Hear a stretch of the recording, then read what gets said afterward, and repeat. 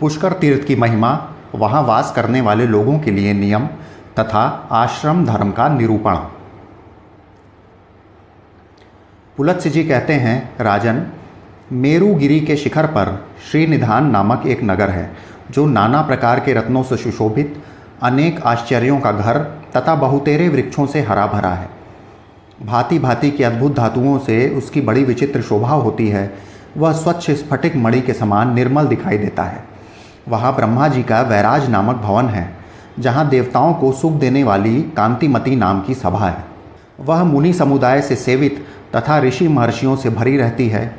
एक दिन देवेश्वर ब्रह्मा जी उसी सभा में बैठकर जगत का निर्माण करने वाले परमेश्वर का ध्यान कर रहे थे।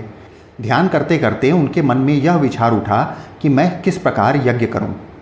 भूतल पर कहाँ और किस स्थान पर मुझे यज्ञ करना चाहिए। काशी, प्रयाग, तुंगभद्रा, नैमिषारण्य, पुष्कर, कांचीभद्रा, देविका, कुरुक्षेत्र, सरस्वती और प्रभास आदि बहुत से तीर्थ हैं। भूमंडल में चारों ओर जितने पुण्य तीर्थ और क्षेत्र हैं, उन सबको मेरी आज्ञा से रुद्र ने प्रकट किया है। जिससे मेरी उत्पत्ति हुई है, भगवान श्री विष्णु की नाभि से प्रकट हुए उस कमल को ही वेदपाठी ऋषि पुष्कर तीर्थ कहते हैं। पुष्कर तीर्थ उसी का व्यक्त रूप है। इस प्रकार विचार करते करते प्रजापति ब्रह्मा के मन में यह बात आई कि अब मैं पृथ्वी पर चलूं। यह सोचकर वे अपनी उत्पत्ति के प्राचीन स्थान पर आए और वहाँ के उत्तम वन में प्रविष्ट हुए, जो नाना प्रकार के वृक्षों और लताओं से व्याप्त एवं भांति भांति के फूलों से सुशोभित था। वहाँ पहुंचकर उन्होंने क्षेत्र की स्थापना की, जिसका यथार्थ रूप से वर्णन करता हूँ।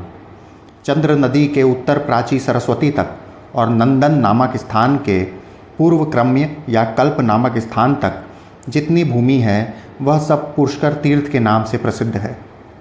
इसमें लोककर्ता ब्रह्मा जी ने यज्ञ करने के निमित्त वेदी बनाई।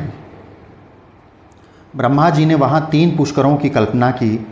प्रथम ज्येष्ठ पुष्कर तीर्थ समझना चाहिए, जो तीनों लोगों को पवित्र करने वाला और विख्यात है। उसके देवता साक्षात ब्रह्मा जी हैं।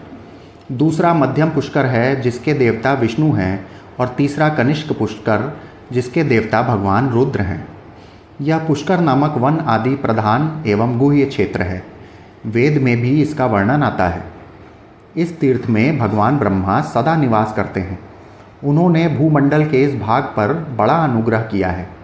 पृथ्वी पर विचरने वाले संपूर्ण जीवों पर कृपा करने के लिए ही ब्रह्मा जी ने इस तीर्थ को प्रकट किया है। यहाँ की यज्ञ वेदी को उन्होंने सुवर्ण और हीरे से मढ़ा दिया तथा नाना प्रकार के रत्नों से सुसज्जित करके उसके फर्श को सब प्रकार से सुशोभित एवं विचित्र बना दिया। तत्पश्चात लोक पितामह भगवान ब्रह्मा जी वहाँ आनंद पूर्वक रहने लगे। साथ ही भगवान विष्णु, रुद्र, 8 वसु, दोनों अश्विनी कुमार, मरुदगण तथा स्वर्गवासी देवता भी देवराज इंद्र के साथ वहाँ आकर विहार करने लगे। यह तीर्थ संपूर्ण लोकों पर अनुग्रह करने वाला है। मैंने इसकी यथार्थ महिमा का तुमसे वर्णन किया है।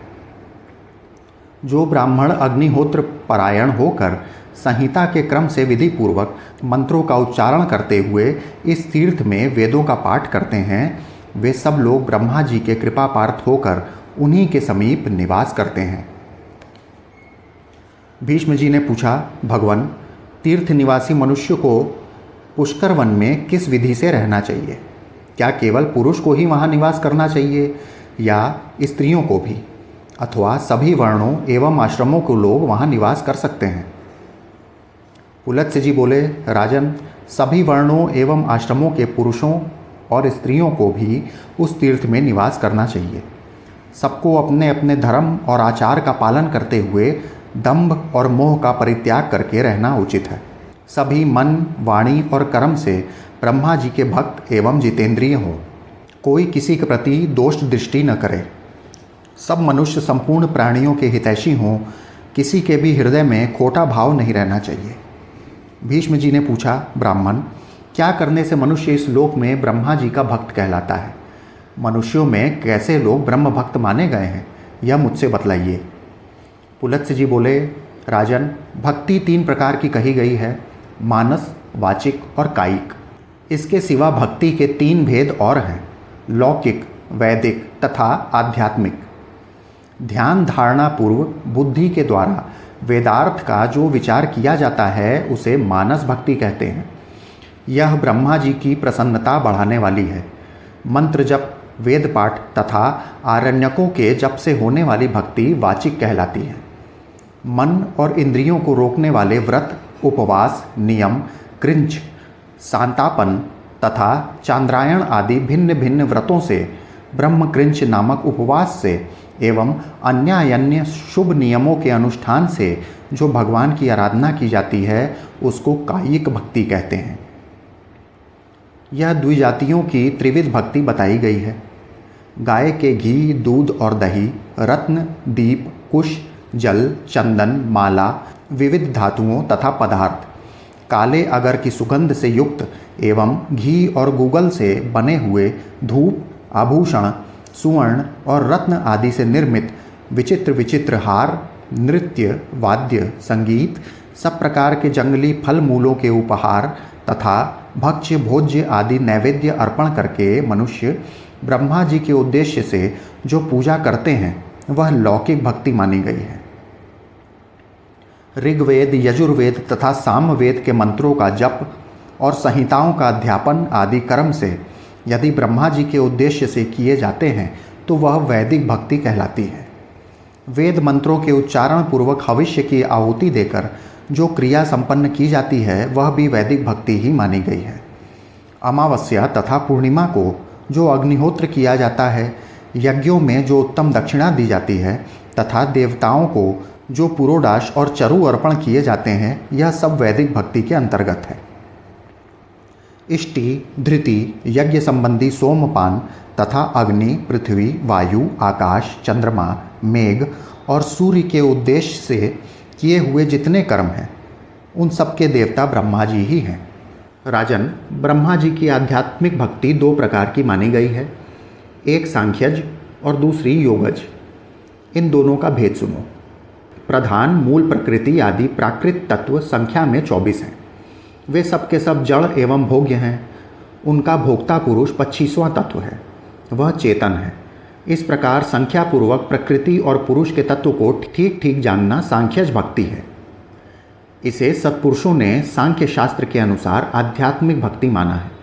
अब ब्रह्मा जी की योगज भक्ति का वर्णन सुनो।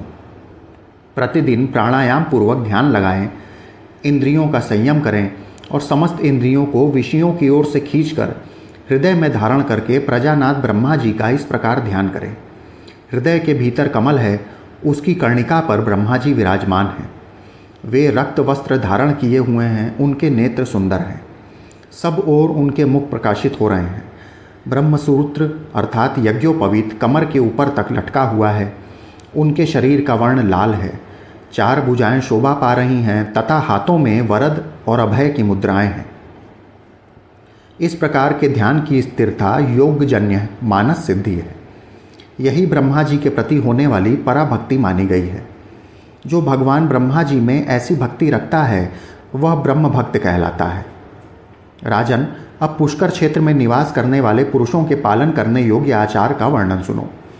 पूर्व काल में जब विष्णु आदि देवताओं का वहाँ समागम हुआ था, उस समय सबकी उपस्थिति में ब्रह्मा जी ने स्वयं ही क्षेत्र निवासियों के कर्तव्य को विस्तार के साथ बतलाया था।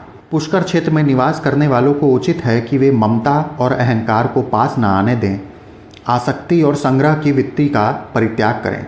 बंधु बांधवों के प्रति भी उनके मन में आसक्ति नहीं रहनी चाहिए। वे ढेले, पत्थर और सुवर्ण को समान समझें। प्रतिदिन नाना प्रकार के शुभ कर्म करते हुए संपूर्ण प्राणियों को अभय दान दें। नित्य प्राणायाम और परमेश्वर का ध्यान करें। जप के द्वारा अपने अंतःकरण को शुद्ध बनाएं। यति धर्म के कर्तव्यों का पालन करें। सांख्य योग की विधि को जानें तथा संपूर्ण संशयों का उच्छेद करके ब्रह्म का बोध प्राप्त करें। क्षेत्र निवासी ब्राह्मण इसी नियम में रहकर वहाँ यज्ञ करते हैं। अब पुष्कर वन में मृत्यु को प्राप्त होने वाले लोगों को जो फल मिलता है उसे सुनो। वे लोग अक्षय ब्रह्म सायुज्य को प्राप्त होते हैं, जो दूसरों के लिए सर्वथा दुर्लभ है। उन्हें उस पद की प्राप्ति होती है जहाँ जाने पर पुनः मृत्यु प्रदान करने वाला जन्म नहीं ग्रहण करना पड़ता। वे पुनरावृत्ति के पथ का परित्याग करके ब्रह्म संबिंदिनी पराविद्या में स्थित हो जाते हैं।